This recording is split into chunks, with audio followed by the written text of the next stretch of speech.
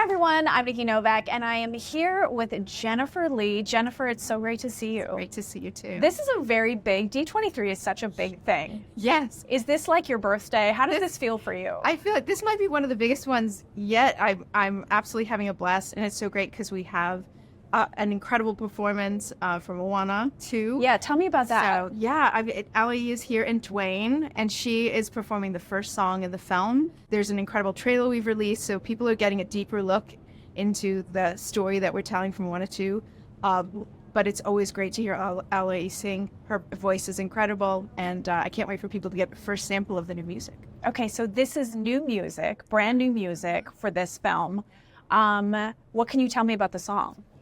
Well, the song today is the opening number in the film, and what's really wonderful is, Emily and Abigail have worked as the songwriters, have done an incredible job working with Opataya and Mark Mancina from the first film, so it has that powerful feel of Moana and the incredible music of the culture, the community, but then it also has this wonderful, you feel this new journey for Moana in the song. She's a little older.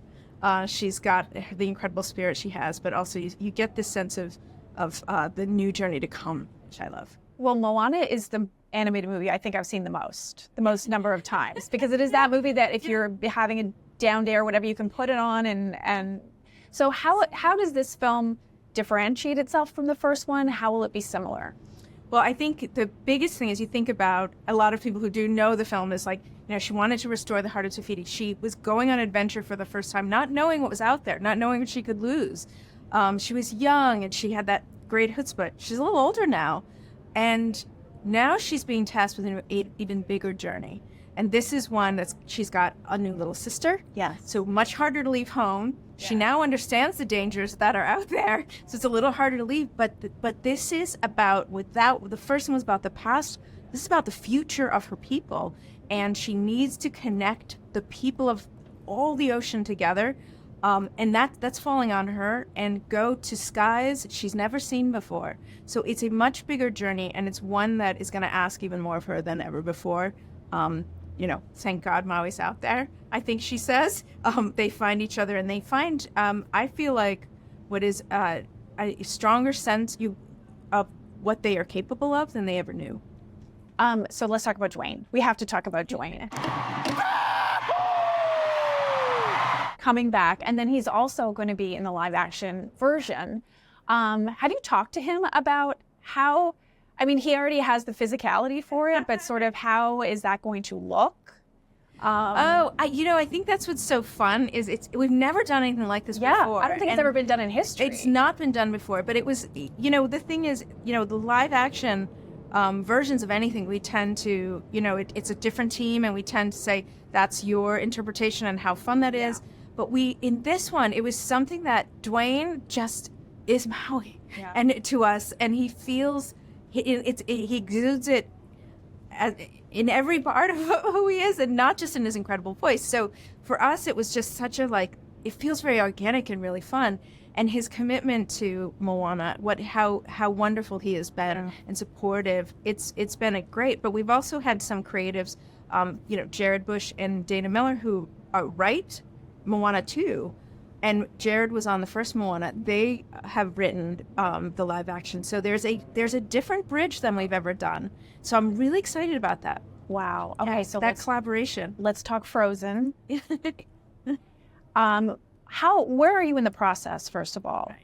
Well, we are very early on. Okay. But what people have been wondering what we're aiming for. So today we're announcing that, we're aiming from November of 27 for Frozen 3. Okay. We are doing Frozen 4 at the same time, and I've never done that before. So we're working in a room where we have this half of the room's Frozen 3, this half of the room's Frozen 4. We're standing in the middle, going back and forth, getting our steps, having a good time.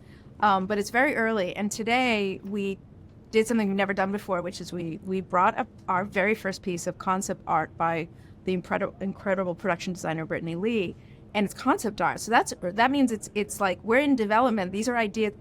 Our concept art helps re-inspire us as storytellers.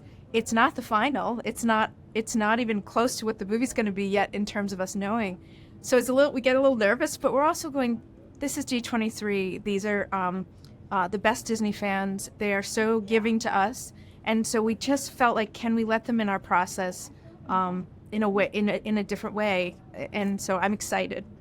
So for fans that you mentioned, Elsa and Anna, what can we expect? I mean, I know you said you're very early on, but what can we expect from those two and where they're at this point, the beginning of 3? I can't give anything away except to say that what we put up today is a lot of questions. We showed a slide that said we have a lot of questions. One of those questions we put up is who gave Elsa her powers? And another question is what happened to Hans? Those were listed today. We also, is it hoo-hoo or you-hoo? It's hoo-hoo. But we put a lot of questions up there that will be answered. So I have a feeling if someone took a little picture of that, you would start to see. And that's only the first page of questions. So maybe I'll leave it to the questions to see if anyone can find any clues in there.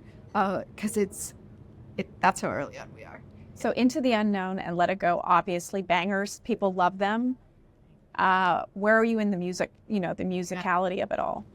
Well, obviously, I think music is such a critical part of Frozen. So for us, when I say we're early on is where we are not even fully scripted yet. We're in early scripting.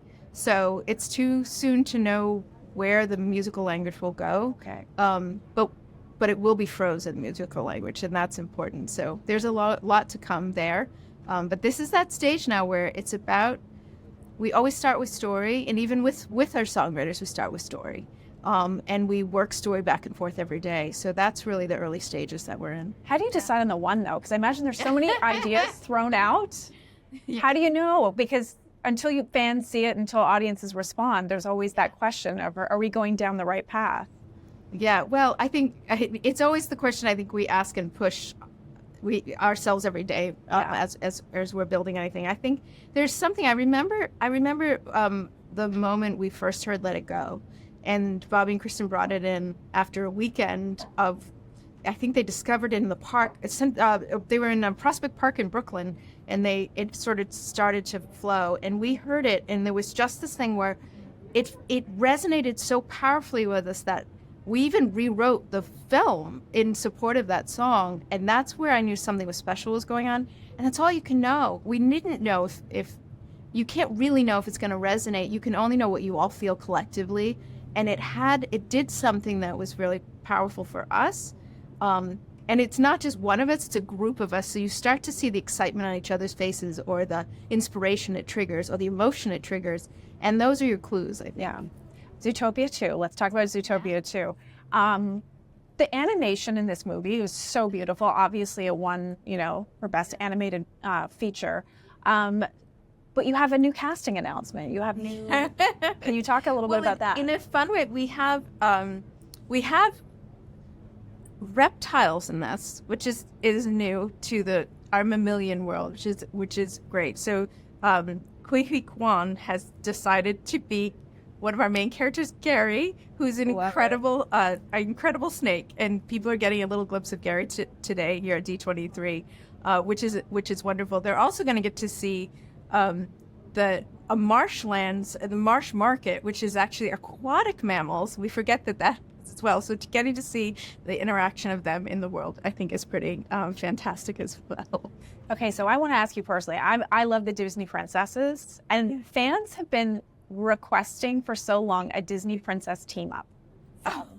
Is that something you would ever entertain, or is it too complicated, or is it something you would ever do? What's funny is I know we had a fun collaboration we did with Lego recently, and it's on Disney Plus, and that was one of the first times that I had seen princesses come together that way, and we had a blast. And I know that I always say never. To me, it has to come.